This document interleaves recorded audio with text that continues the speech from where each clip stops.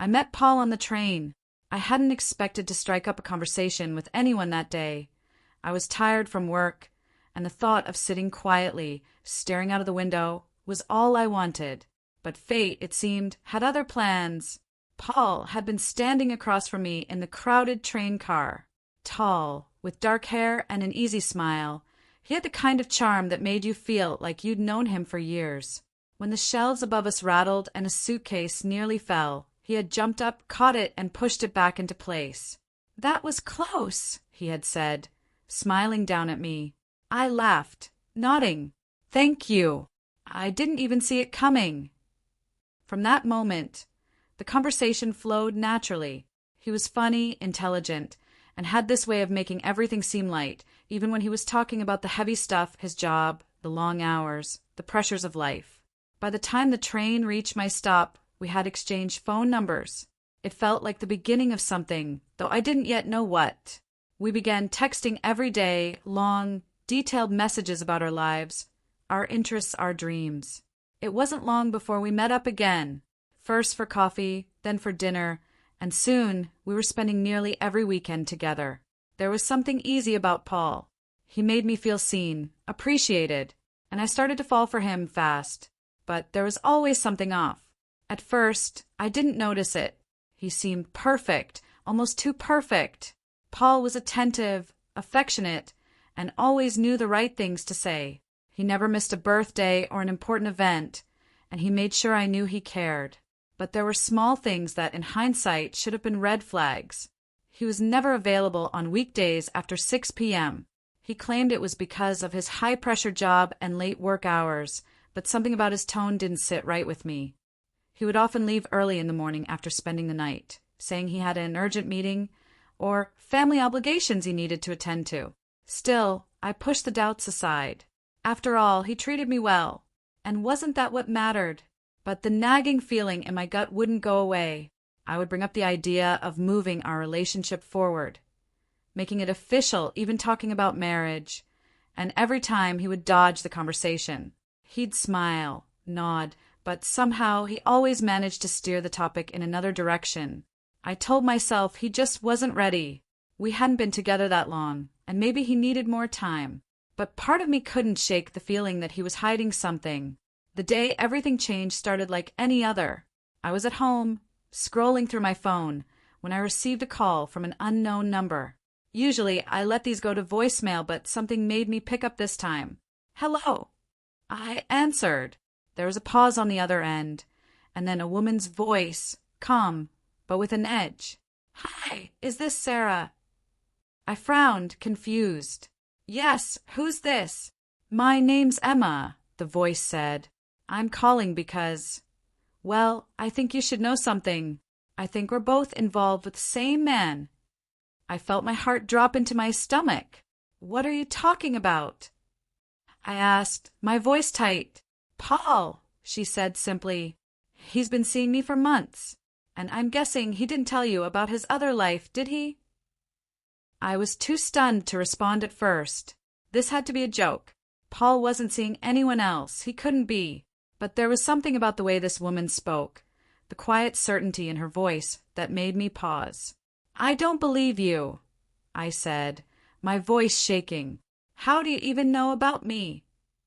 There was a short silence, and then she spoke again, quieter this time. "Because I've seen the texts, the calls, everything. You're not the only one in his life, Sarah. And there's more. Paul's married." I agreed to meet Emma the next day. I had to see the evidence for myself. Part of me was still in disbelief, but another part, a deeper part, knew she was telling the truth.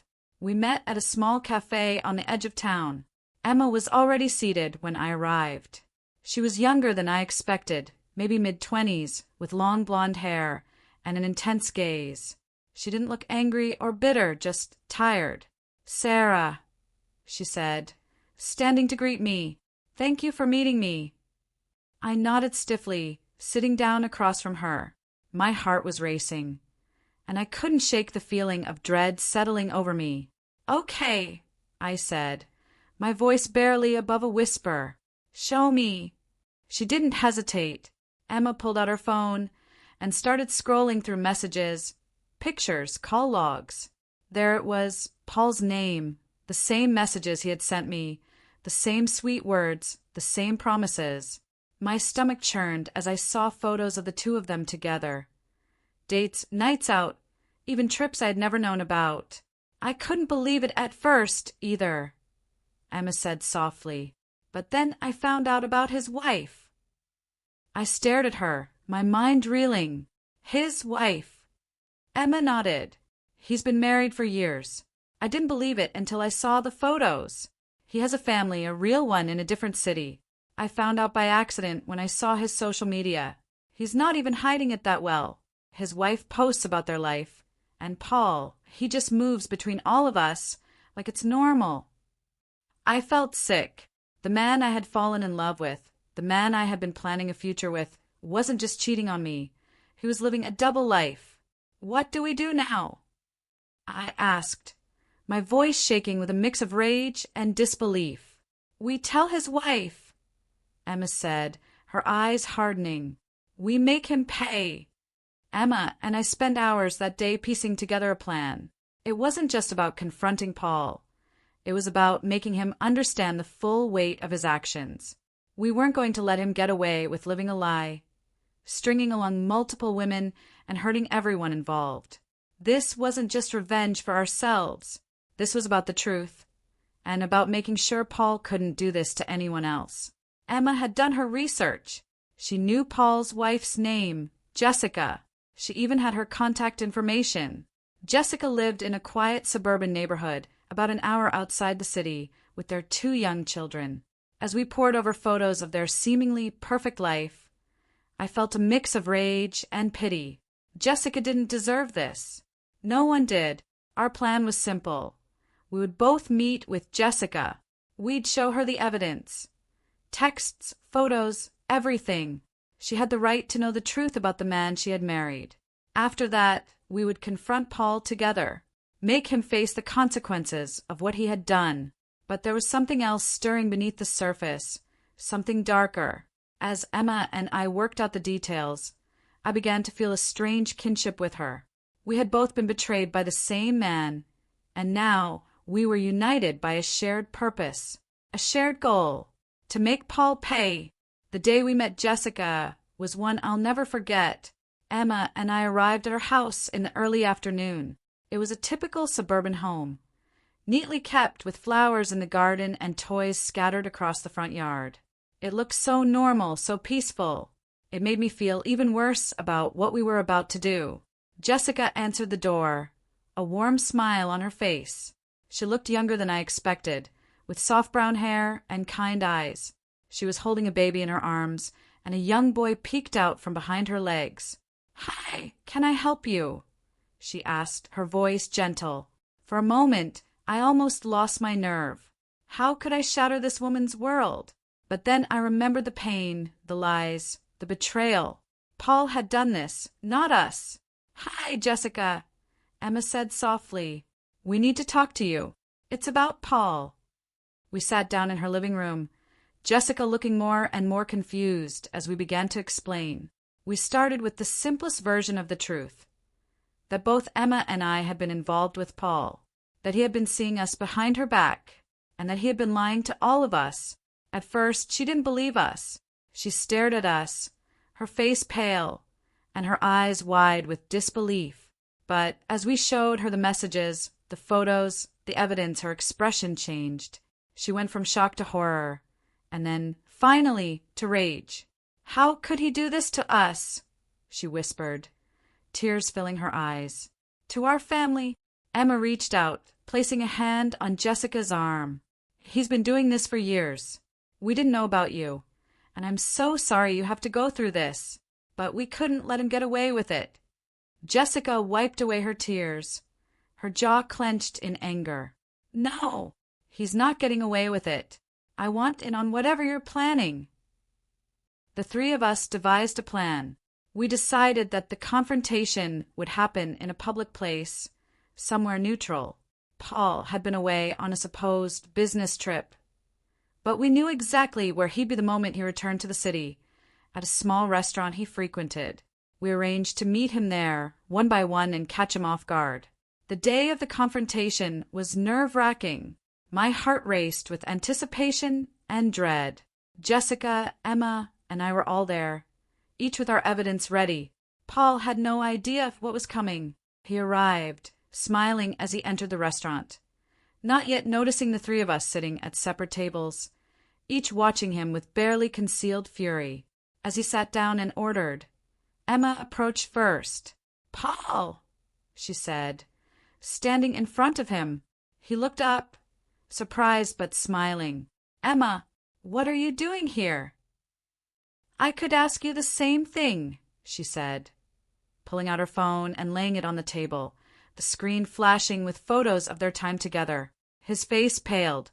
Before he could respond, Jessica approached, holding her phone with the photos of their family, his wife and children. "Hello, husband," Jessica said coldly. I stepped forward last, my heart racing. "Paul, we need to talk." Paul's expression was one of sheer terror. His gaze darted between us, trying to comprehend what was happening. He opened his mouth to speak, but no words came out. "Surprised?" Emma asked, her voice dripping with sarcasm. "You didn't think we'd find out about each other, did you?" Jessica stepped forward, her voice trembling with rage. "How could you do this? How could you betray me? Betray us?" Paul stammered, trying to form a coherent response. I can explain. It's not what you think. Don't bother." I cut in, my voice cold. "We know everything. Every lie, every manipulation. It's over." He looked around, his eyes wide with desperation. "Please, I didn't mean to hurt any of you. I love all of you, I swear. I didn't know how to stop." Jessica laughed bitterly. "You didn't know how to stop? You've been living a lie for years. This isn't a mistake, Paul. This is who you are." As Paul sat there, broken and exposed, I felt a surge of power. The man who had played us all, who had lived a life of lies, was finally facing the consequences of his actions. But that wasn't enough. We weren't just going to confront him. We were going to ruin him.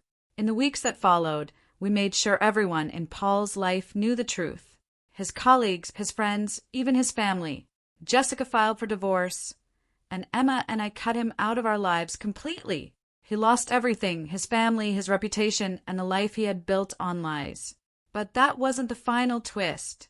Months after the confrontation, as life began to settle into something resembling normalcy, I received a message from Jessica.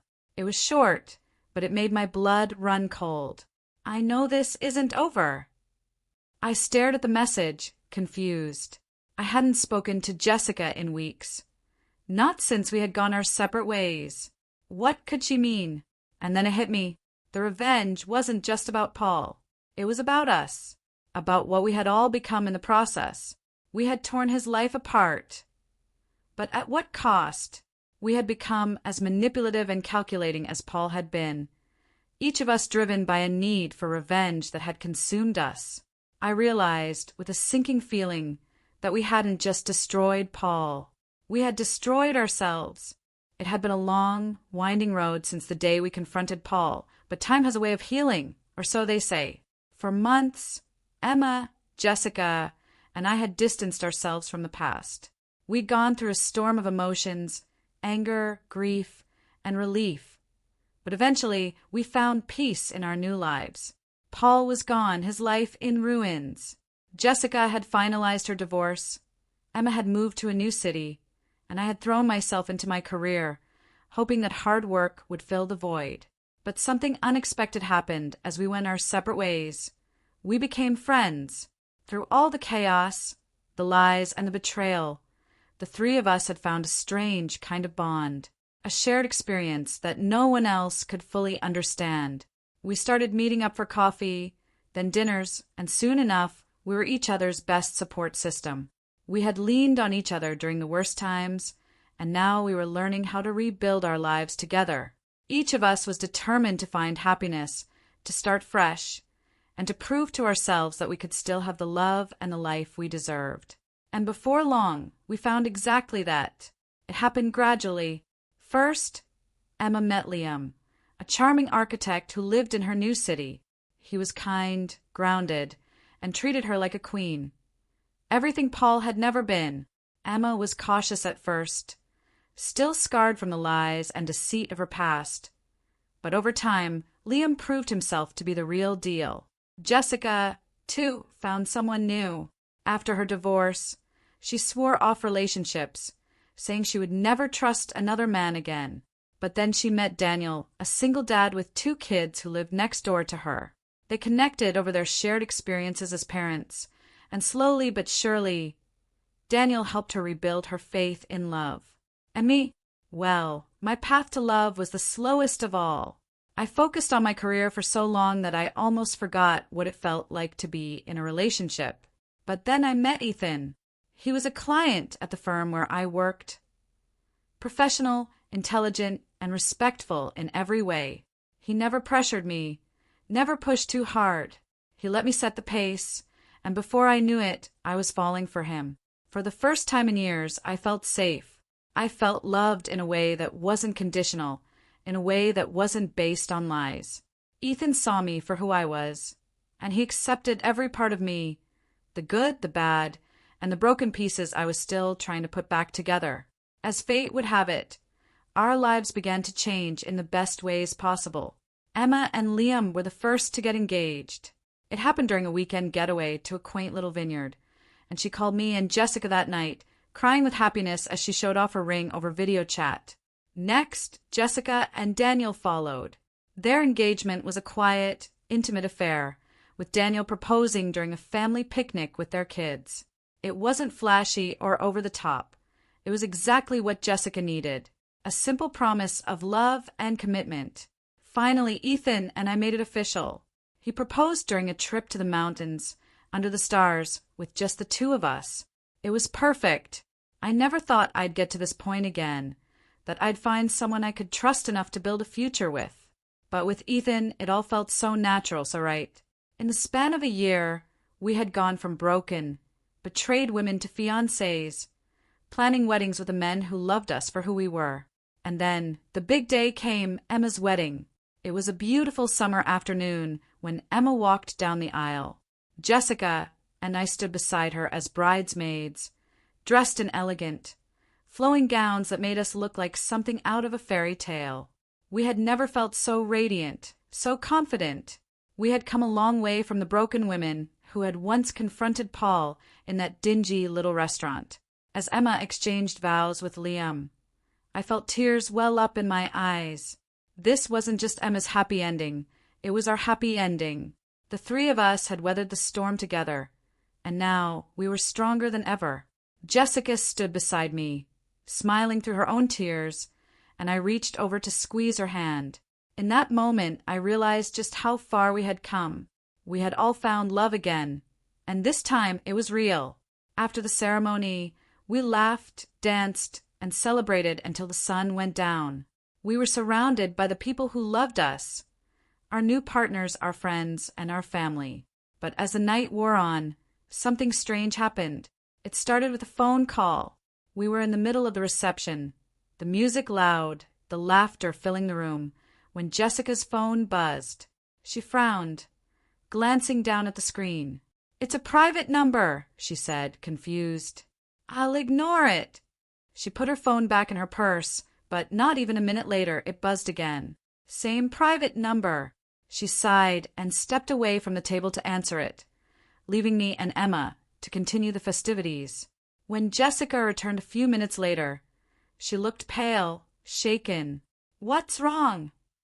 I asked, immediately concerned. Jessica swallowed hard, her eyes darting around the room. It was him. For a moment, I didn't understand. Him? Who? Paul. The name sent a chill down my spine. Emma, who had been laughing with some guests, overheard us and turned, her smile faltering. "Paul called you?" Emma asked, her voice sharp with disbelief. "What did he say?" Jessica's hands trembled as she picked up her glass of champagne. He apologized, said he's been thinking about everything that happened. He wants to meet. I felt a cold wave wash over me. Paul, after all this time, after everything we had done to expose him, to ruin his life, he was reaching out now. Why now? I asked, my voice low. Why reach out after all these years? Jessica shook her head, her face tight with confusion. I don't know, but something feels off. We debated for days whether or not Jessica should meet Paul. At first, I was adamantly against it. We had already moved on, rebuilt our lives, found new happiness. Why dig up the past? But Jessica seemed unsettled. There was a part of her that needed closure, something that hadn't fully healed. Against my better judgment, she agreed to meet him, but she wouldn't go alone. Emma and I would be there too, just in case. The meeting was set for a quiet cafe downtown, far from the public eye. We arrived early, each of us nervous and on edge. We hadn't seen Paul in years, and the thought of facing him again sent a chill down my spine. When Paul arrived, he looked different. He was thinner, older, with deep lines etched into his face. He didn't have the same confidence he had when we last saw him. In fact, he seemed defeated. He sat down across from us, his eyes flicking between the three of us, his hands fidgeting on the table. I'm sorry, he said, his voice barely above a whisper, for everything. At first, none of us spoke. We just stared at him, waiting. After all these years, an apology felt hollow. We had moved past him, found love again, built new lives. But there was something in Paul's expression, something that made me uneasy. I didn't know how to reach out before, he continued, his voice strained. I didn't know what to say. I know I hurt you, all of you, but I've been thinking about it for a long time. And there's something you don't know. The tension at the table was palpable. Emma shifted uncomfortably, and Jessica crossed her arms, clearly skeptical. What is it? I asked, my voice sharper than I intended. Paul looked down at his hands, his shoulders slumping. I wasn't the only one. There was someone else, someone pulling the strings. I wasn't living a double life because I wanted to. I was forced into it. We all exchanged confused glances. What was he talking about? What do you mean? Emma asked, her voice wary. Paul sighed, rubbing a hand over his face. There's someone who has been watching all of us. Someone who made me do it. Made me live for two families. And they're still out there, watching, waiting. As Paul's words sank in, a cold dread began to settle over me. His apology wasn't just about his actions. It was about something much bigger, something none of us had seen coming. Who? Jessica demanded, her voice shaking. Who made you do it? Paul looked up, his eyes hollow. It doesn't matter now. They know everything. They know where you live, who you love. And they're not finished with any of us. Suddenly the room felt too small, too cold. I glanced at Emma, who had gone pale. Jessica was gripping the edge of the table, so hard her knuckles were white. What do you mean? I asked, my throat tight. Who's behind this? Paul opened his mouth to speak, but before he could say anything more, his phone buzzed on the table. His eyes widened as he looked at the screen. He stood up abruptly, knocking over his chair. I have to go, he said, panic in his voice. They're watching. They'll come for you next. And with that, Paul turned and fled the cafe, leaving us sitting there, stunned and shaken. We never saw Paul again after that day. He vanished, leaving behind more questions than answers. But the fear remained. It followed us, lingering like a shadow over our new lives. Every phone call, every knock at the door, every strange glance from a stranger. It all felt like a warning. We had thought we were free. We had thought we had won. But now it seemed the real game had only just begun, and someone else was pulling the strings.